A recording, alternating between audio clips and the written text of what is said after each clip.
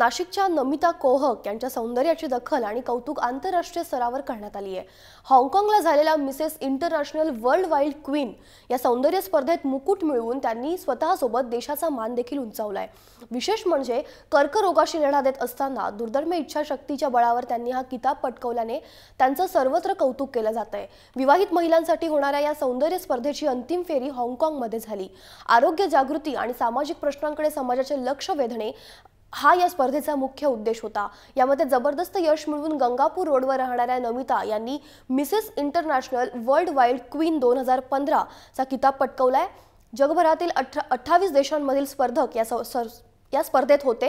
Glory of tradition म्हणजे सर्वोत्कृष्ट पारंपरिक पोशाख या प्रकारात राजवस्त्र पैठणी नेसून पहिल्यांदाच आंतरराष्ट्रीय रॅम्पवॉक करण्याचा मान देखील त्यांनी पटकावलाय। नमिता यांच्या विवाहाला 15 वर्ष झाले असून त्या सध्या कर्करोगाशी सामना करतायत। असं असतानाही या स्पर्धेत धवल यश मिळवल्याने त्यांचं सर्वत्र कौतुक होत आहे।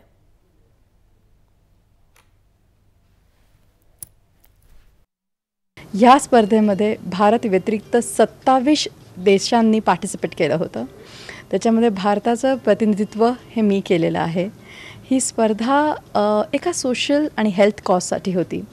आता खरं सांगायचं म्हटलं तर स्पर्धा म्हटल्यावर बिंग कॉम्पिटिशन हा जो भाग असतो कॉन्टेस्टमध्ये हा नेहमी असतो की every person wants to be a winner.